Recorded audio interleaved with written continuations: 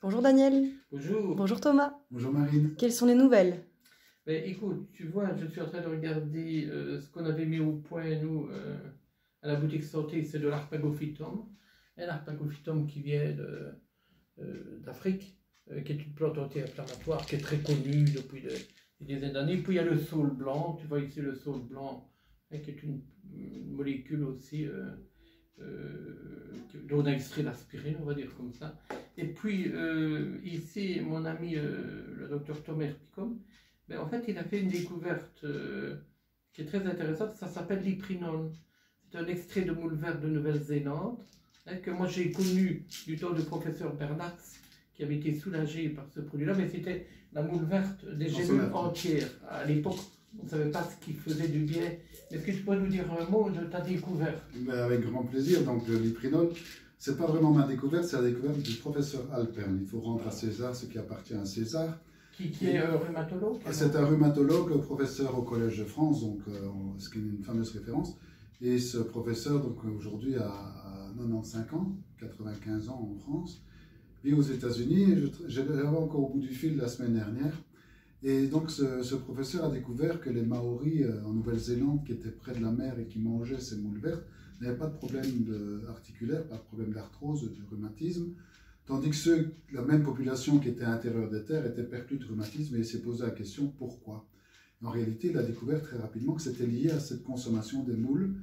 Et pourquoi le lyprinol? Et qu'est-ce qu'il y avait dans les moules vertes? En fait, il y a un oméga 3 très particulier, mais vraiment extraordinaire, qu'on appelle l'ETA, l'eicosanotétraloïque acide.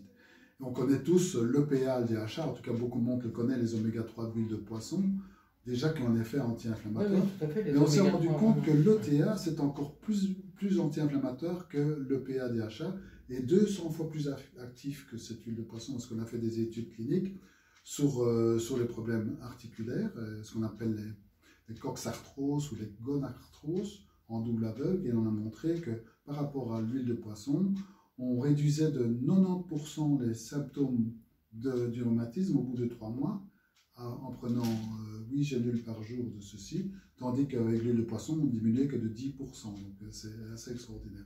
Et ça en double aveugle, donc c'est vraiment dans des conditions de recherche tout à fait validées. Et c'était publié, on a fait aussi beaucoup d'études sur l'asthme, qui est aussi un problème inflammatoire, sur le psoriasis. On a vu dans tous les cas que ça marchait très bien. Et moi, ma contribution, c'était de montrer que finalement, quel était le mécanisme qui faisait que ça marche. Alors tout à l'heure, tu parlais du saule, qui est très efficace, parce que c'est de là qu'on a extrait l'aspirine. L'aspirine, c'est un anti-inflammatoire non stéroïdien, tandis que le lyprinol, c'est un anti-inflammatoire compétitif, c'est-à-dire qu'il rééquilibre la balance des oméga 3 et des oméga 6.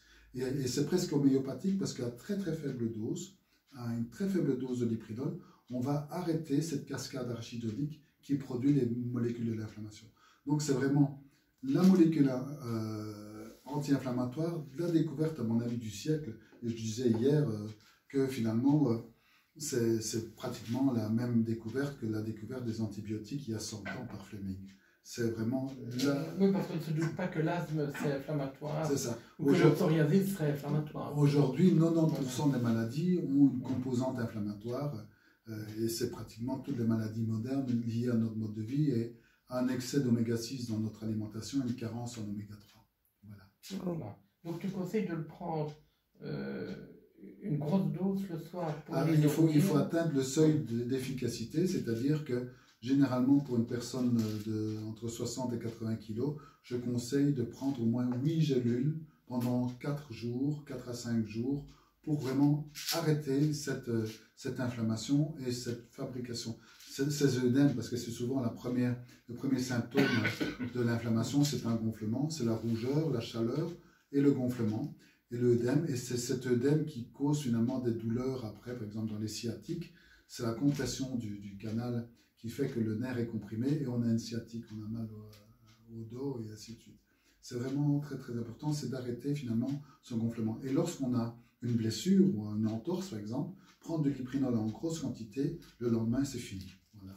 Tu avais un œdème post-opératoire, oui, et que ça avait bien marché pour enlever l'œdème qui était suite à chirurgicale. Mais en tout cas, merci de ta visite. Je t'en prie. Et merci de nous avoir fait découvrir une molécule qui est assez extraordinaire. C'est extraordinaire, je pense que c'est extraordinaire. Ça mérite d'être. Le professeur Alper mériterait le prix Nobel pour ça, oui. Voilà. En tout cas, merci. À une prochaine vidéo. Merci de ta venue ici à la boutique Santé de Sorel. C'est toujours un plaisir. À bientôt. Merci beaucoup.